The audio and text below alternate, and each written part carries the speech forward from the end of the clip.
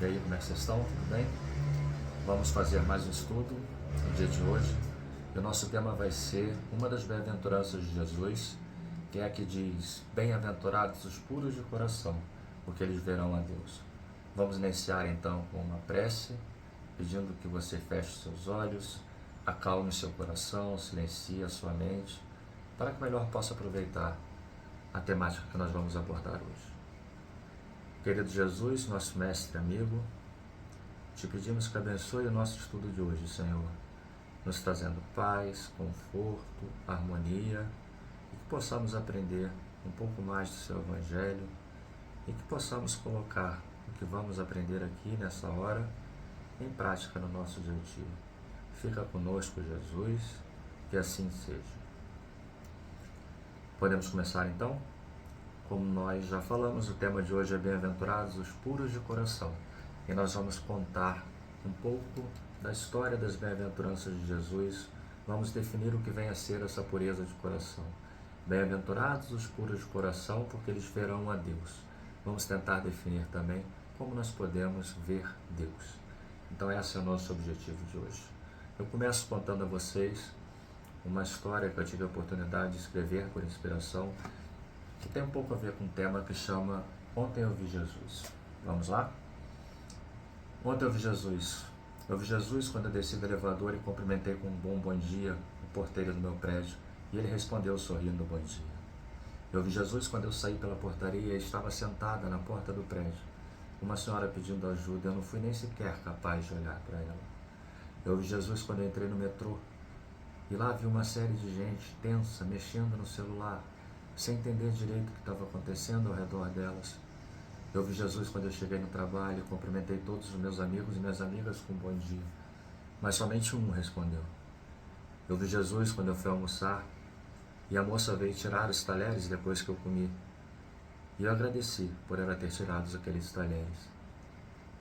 Eu vi Jesus quando eu retornei para o meu ambiente de trabalho e mais uma vez tive a oportunidade de participar de uma reunião tensa e todos discutiam à mesa qual a melhor solução. Eu vi Jesus quando eu retornar para casa. Lá estava aquela mesma mulher sentada no apartamento, na entrada, na portaria. E agora ela olhou para mim e nem forças ela tinha mais para pedir ajuda. Eu vi Jesus quando eu fui à academia. E ao fazer exercício, tentando melhorar um pouco a minha saúde, uma senhora do meu lado me cumprimentou e me desejou um resto de noite muito feliz. E eu fui deitar, depois de ter visto Jesus tantas vezes durante o dia. E ao deitar, fiz a minha prece da noite e tive a clara sensação de ver Jesus na prece. Só que ali, diferente do Jesus que eu vi durante todos os dias, ele estava com o rosto um pouco tenso, como se olhasse para mim, me cobrando alguma coisa. E eu agradeci a Jesus por ter me permitido vê-lo durante todo o dia. E no fundo do meu coração, eu senti como resposta Jesus olhando para mim e dizendo: Alexandre, que bom que você me viu, mas pena que você não tem ainda a pureza de coração necessária, porque todas as vezes que você me viu, sorriu, cumprimentou, foi incapaz de ajudar. Então essa é a nossa temática da noite de hoje. Que nós possamos entender o que vem a ser essa pureza de coração, para que consigamos transmitir para os nossos irmãos esse verdadeiro sentimento que Jesus nos ensinou.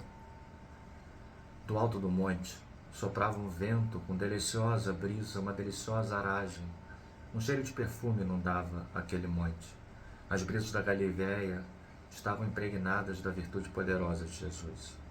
É assim que Humberto de Campos começa a narrar o Sermão da Montanha, que nós vamos estudar uma partezinha dele, apenas uma das bem-aventuranças, neste estudo que estamos fazendo. Jesus ali já havia iniciado seu ministério, já havia curado a sogra de Pedro, já havia curado o endemoniado na sinagoga, já havia curado o homem da mão ressequida, já havia curado também o paralítico na casa de Pedro, um leproso em Tiro. Todo o seu colégio apostolar já estava formado. Eu peço a vocês que se transportem comigo agora para algum dia no ano de julho, no mês de julho do ano de 31. Jesus, naquele início de ano, já tinha iniciado seu ministério, ele já estava pregando há 6 meses. A fama de suas curas, de suas palavras, de seus ensinamentos já se espalhavam pela região. Eu convido vocês a irem comigo próximo à cidade de Cafarnaum, onde Jesus estava. As ruas estavam cheias, pois sabiam que Jesus lá estava. Eram habitantes de Corazim, de Magdala, de Betsaida, de Dalmanuta, de outras aldeias importantes na região.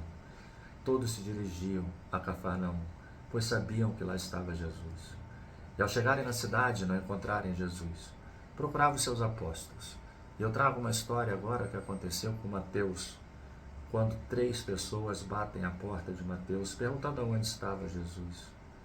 Mateus, antes, ao olhar pela rua cheia de gente, já duvidava de si próprio como aquelas pessoas poderiam ajudar Jesus a implantar o reino de Deus que ele faria na terra, como vinha anunciando. Ali estavam indigentes, abandonados, viúvas, aleijados, pessoas que não tinham nenhuma visão social, eram praticamente excluídos da sociedade à época. E 3 batem à porta de Mateus e perguntam para Mateus onde estaria Jesus, que eles queriam a ajuda do Mestre, eles queriam ajudar também Jesus a implantar o tal reino dos céus.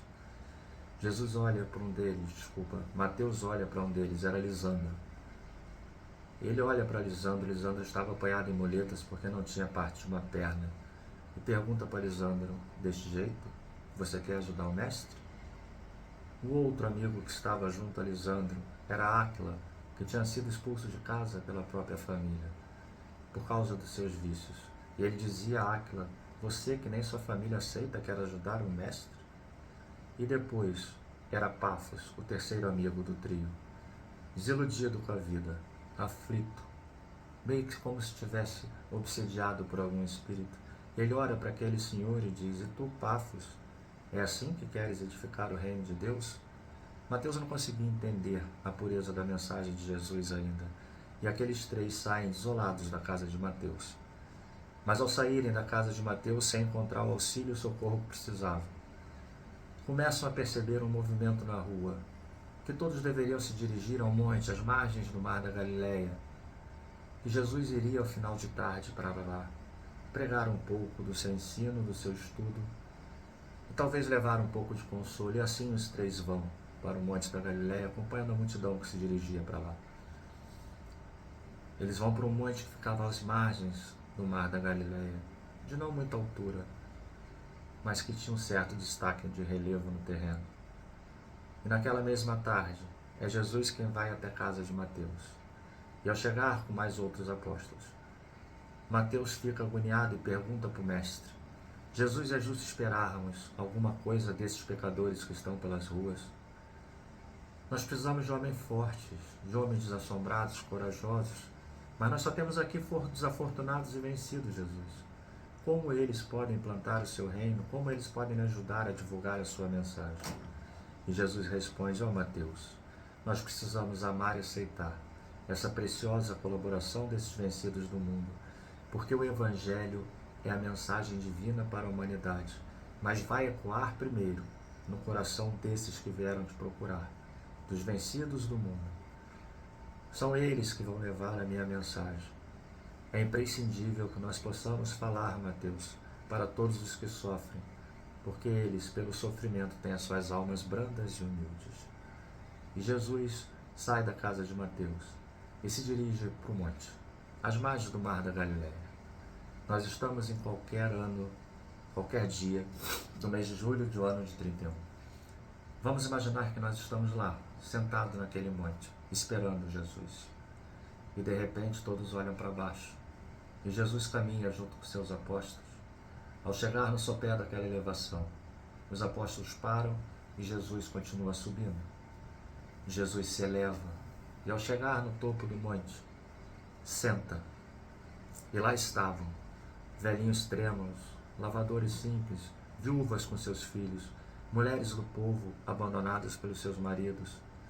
Entre os mais fortes e sadios, também haviam cegos, crianças doentes, homens mal vestidos, homens exibindo as doenças de pele que era vista por todos. E Jesus, ao olhar aquela multidão, senta. Primeiro ele se eleva e sobe ao monte, e depois ele senta. talvez para que seu coração ficasse na mesma altura do coração daqueles que iam ouvi-lo. E a sua voz ecoa pelo monte. Ele humildemente se senta e começa a bradar o mais lindo discurso de todo o Evangelho. Bem-aventurados os pobres de espírito, porque deles é o reino dos céus. Bem-aventurados os que choram, porque eles serão consolados. Bem-aventurados os mansos, porque eles herdarão a terra. Bem-aventurados os que têm fome e sede de justiça, porque eles serão fartos. Bem-aventurados os misericordiosos, porque eles alcançarão a misericórdia. Bem-aventurados os limpos de coração, porque eles verão a Deus. Bem-aventurados os pacificadores, porque eles serão chamados filhos de Deus. E bem-aventurados todos aqueles que sofrem perseguição por causa da justiça, porque deles é o reino dos céus. Eis as bem-aventuranças de Jesus, do qual nós vamos comentar uma delas. Bem-aventurados os puros ou limpos de coração, porque eles verão a Deus. A voz de Jesus ecoava como um bálsamo no coração de todos que ali estavam. A emoção tomava conta de todos que lá estavam, porque os ensinamentos que Jesus transmitia eram claros, aliviava a dor, aliviava o sofrimento de todos que puderam ouvir o Mestre. Eram palavras certeiras destinadas àquelas almas que ali estavam. Do alto do monte soprava um vento leve, deliciosas vagas de perfume. A brisa da Galileia já havia se impregnado com o poderoso e indestrutível magnetismo de Jesus.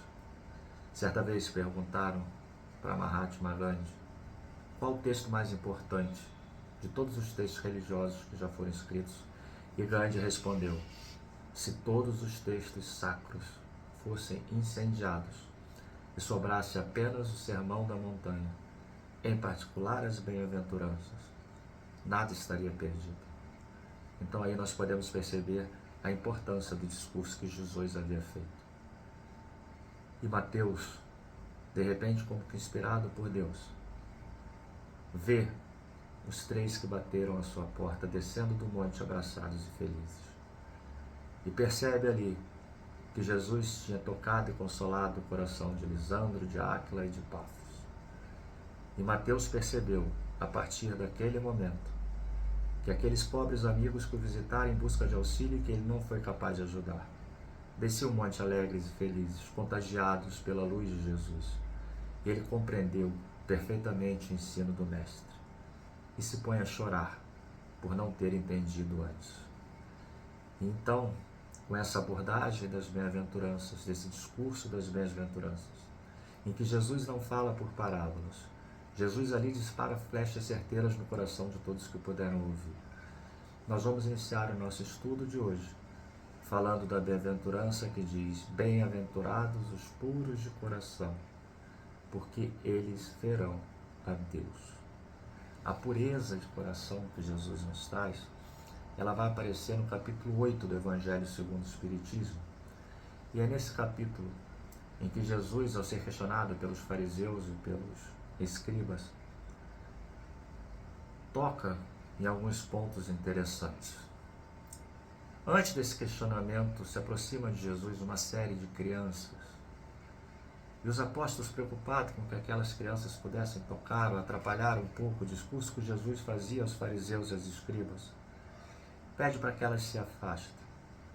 E Jesus, ao perceber aquele movimento de seus apóstolos, diz: deixai vir a mim as criancinhas e não as impeçais, porque o reino de Deus é para os que se assemelham a essas crianças, disse o Mestre. Digo-vos em verdade que aquele que não receber o reino de Deus como uma criança não entrará nele. Jesus associa as crianças à pureza de coração. É como se dissesse que a pureza de coração é igual ao coração puro daquelas crianças, onde ainda não reside o egoísmo, onde ainda não reside o orgulho. É o coração puro, cheio de simplicidade, daquela humildade infantil. Jesus toma as crianças como emblema dessa pureza de coração. E ao dizer: deixai vir a mim as criancinhas, era como se o Mestre dissesse: deixai vir a mim os puros de coração. E pede para que todos nós miremos no exemplo daquelas crianças, para que possamos também ser colocados como puros de coração. Logo em seguida, Jesus olha para os fariseus e olha para os escribas, que continuam questionando ele sobre uma série de coisas, não compreendendo os seus ensinamentos. E Jesus, ao ser questionado por que curava nos sábados, porque o mandamento dizia que todos deviam ficar descansando, não trabalhar no sábado. Jesus ouve aquilo tudo e de repente olha para os fariseus e diz: mas vocês dizem não cometereis adultério. Eu, porém, vos digo que aquele que houver olhado uma mulher com mau desejo para com ela, já em seu coração cometeu adultério com ela. Essa passagem está no Evangelho de Mateus, no capítulo 5, versículos 27 e 28. Aqui nós precisamos entender por que Jesus traz essa palavra adultério. E não devemos levar a palavra adultério com o seu significado ao pé da letra, que seria, no caso, trair a sua esposa ou trair o seu marido. A palavra adultério aqui ela tem que ser entendida no sentido mais geral, no sentido mais amplo. Adultério seria todo pensamento mau, todo pensamento errôneo. É isso que Jesus quer dizer. E aqui ele traz um grande ensinamento que também se associa à pureza de coração. Jesus diz que a verdadeira pureza não está unicamente no cumprimento dos atos das leis, que a verdadeira pureza está no pensamento. Aquele que tem o puro coração nem sequer deve pensar no mal. Essa é a grande mensagem que Jesus nos traz. E aí cabe aqui uma reflexão para todos nós. Será que nós vigiamos os nossos pensamentos? Será que nós evitamos pensar no mal? Ou será que fazemos algum comentário do tipo: olha, Deus me perdoe que eu vou contar, e aí você vai e conta, falando mal de alguém, de uma situação, de uma outra pessoa. E é um vício que nós temos, que nós precisamos corrigir se quisermos ter esse coração puro que Jesus nos traz. Primeiro, sobre a forma das criancinhas, da humildade das criancinhas, da simplicidade das criancinhas. Agora o segundo alerta sobre o nosso pensamento, que basta que nós pensemos no mal para que o mal seja feito. E depois Jesus, ainda conversando com os escribas e os fariseus, continua o seu papo. E ele pergunta: por que violam os teus discípulos as tradições dos antigos? Os fariseus perguntam para Jesus, uma vez que eles lavam as mãos quando fazem suas refeições. Não lavam as mãos quando fazem suas refeições. Os escribas perguntando para Jesus, junto com os fariseus: por que seus discípulos, antes de comer a mão, não lavam as mãos? Antes de comer, não lavam as mãos. Por que seus discípulos não fazem essa parte de asseio? E Jesus olha para todos, assustados, e diz: mas vós violais outros mandamentos? Vós dizeis que deveis honrar pai e mãe, mas vós não honram vosso pai e vossa mãe. Ele dá como exemplo isso. E aí continua dizendo vários exemplos de violação dos mandamentos dos escribas e fariseus, dos doutores da lei. E termina falando uma frase que fica célebre, que hoje nós ecoamos e entendemos perfeitamente o que ela quer dizer. Jesus chama todo o povo na frente dos fariseus e dos escribas e diz: escutai e compreendei bem o que acabastes de ver. Não é o que entra na boca que macula o homem, mas é o que sai da boca que o macula. O que sai da boca procede do coração, é o que torna o homem impuro, porquanto é do coração que partem os maus pensamentos, os assassínios, os adultérios, as fornicações, os latrocínios, os falsos testemunhos, as blasfêmias e as maledicências. Essas são as coisas que tornam o homem impuro. O comer sem haver lavado as mãos não é o que torna o homem impuro.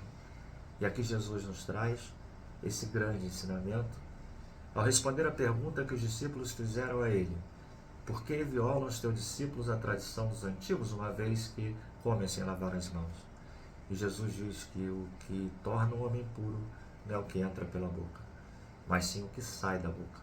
E através dessas três passagens do Evangelho, primeiro, deixai vir as minhas criancinhas.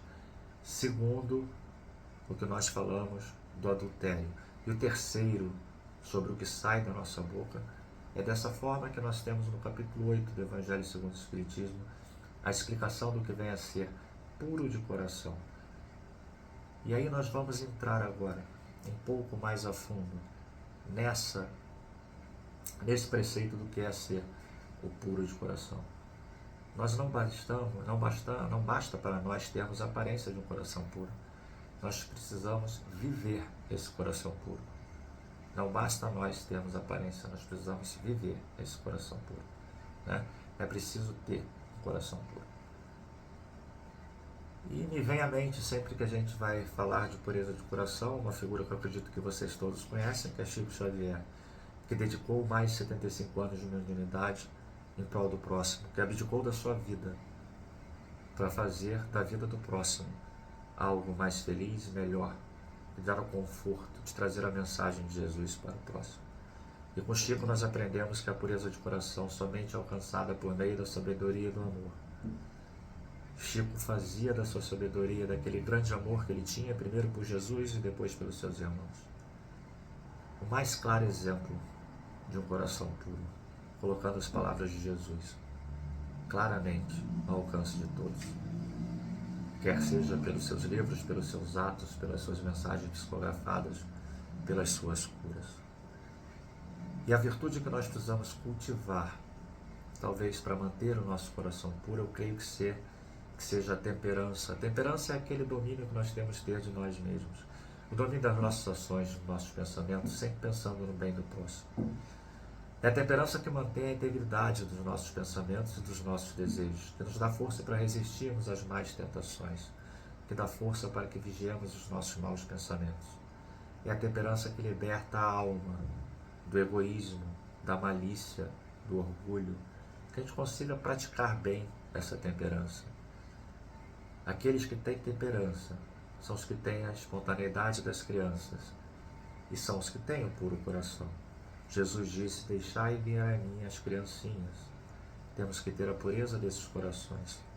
O adulto não deve perder a sua criança interior. E nessa virtude da temperança, o consolo que Jesus nos promete a quem consegue atingir essa temperança é que eles verão a Deus. E aí nós vamos nos valer agora do Livro dos Espíritos, na sua questão 244, em que Kardec pergunta aos espíritos: os espíritos veem a Deus? E a resposta é bem clara: só os espíritos superiores o veem e compreendem. Os inferiores o sentem e adivinham. Então nós não temos a menor capacidade de ver Deus e compreender Deus, mas nós temos capacidade de sentir Deus. Você sente Deus? Será que é tão difícil sentir Deus? No sorriso que seu filho lhe dá, no boa noite que seu marido ou sua esposa lhe traz, no sol que clareia a luz do seu dia, no vento que toca o seu rosto, na árvore que faz a sombra, na chuva que rega as plantas, no animal que lhe traz o alimento, que lhe traz o carinho. Você consegue sentir a presença de Deus na natureza? Eu acho que deve fazer esse questionamento para você mesmo. Uma vez me perguntaram se eu acreditava em Deus, eu falei que não acreditava, e aquilo causou um certo burburinho em todos que assistiam a palestra. Mas eu completei: eu não preciso acreditar em Deus, eu sinto Deus. Isso para mim já basta, já é suficiente. Eu espero que vocês tenham, a partir de agora também, essa capacidade de sentir Deus até nos momentos difíceis na vida.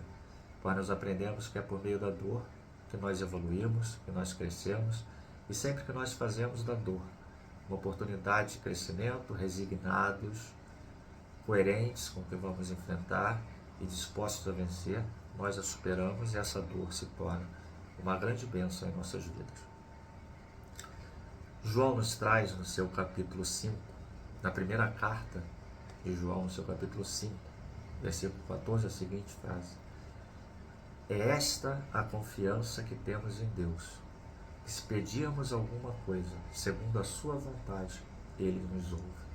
Talvez essa seja a frase que significa o que é esse ver a Deus, né? Que a gente consiga pedir alguma coisa a Deus e ter a fé suficiente para acreditar que, se for para o nosso bem e se for para a vontade de Deus, nós consigamos ver a Deus. Eu acho que já deu para vocês entenderem o que é essa pureza de coração e eu passo agora a algumas reflexões finais para que possamos ver se realmente aprendemos o que é ser puro de coração e conseguimos botar essa pureza de coração em prática nas nossas vidas. Por meio de 3 perguntas. A primeira que eu faço: você tem um coração puro? Responda para você mesmo. Você tem esse coração puro? Jesus utiliza a sua criança como emblema dessa pureza. No Espiritismo nós aprendemos que, embora o espírito da criança possa ser antigo e trazer imperfeições de vidas passadas, no início dessa nova encarnação, aquele espírito não tem essas tendências tão latentes. Ele é um espírito humilde, simples, puro, apresentando uma imagem de inocência que deve servir de modelo para todos nós. Então, que nós consigamos cultuar essa nossa criança interior, cultivar essa nossa criança que existe em nós, trazer para o nosso coração a simplicidade e a pureza da criança, nos libertando do egoísmo e do orgulho e das más tendências que ousam poluir a nossa mente. Segunda pergunta, a gente acabou de falar. Você vê a Deus? Nós aprendemos que na visão espírita, ver a Deus não significa uma visão física, um senhor, um rei, mas sim a capacidade de sentir a presença de Deus, sentir essa presença divina na natureza, nas suas leis perfeitas em todo o universo. Quanto mais puro for o coração, mais fácil nós conseguimos enxergar e sentir Deus, porque nós vamos tirar todos os filtros que obscurecem a nossa visão. A nossa terceira pergunta: você vigia os seus pensamentos? Porque é fundamental você vigiar seus pensamentos para ter um coração puro. Jesus havia nos ensinado: orai e vigiai. A doutrina espírita enfatiza que o pensamento já tem uma força criadora, que tudo que você pensa e cultiva o que pensa, você sintoniza com uma frequência determinada. Sintonizou no mau pensamento, você vai atrair espíritos ruins. Sintonizou no pensamento do bem, no bom pensamento, você atrai bons espíritos. Eu desejo a você, então, nesse final de estudo, que você vigie seus pensamentos, que você tenha o coração puro de uma criança e que você seja capaz de ver a Deus e sentir essa presença maravilhosa de Deus perto de nós. Eu termino esse nosso estudo de hoje contando para vocês uma história que tem tudo a ver com o que nós estudamos aqui. Certa feita, um menino estava vendendo um bolinho na rua e parou de frente para o senhor que estava dirigindo um carro, mas o carro daqueles últimos modelos, e perguntou para o moço: moço, você quer um bolinho? O moço olhou para ele, menino, e disse: meu filho, eu não como esse tipo de bolinho, olha o carro que eu tenho. E o menino olhou para aquele rapaz e disse mais uma vez: moço, o senhor tem certeza? Não precisa comprar, eu estou lhe dando, leva esse bolinho para casa.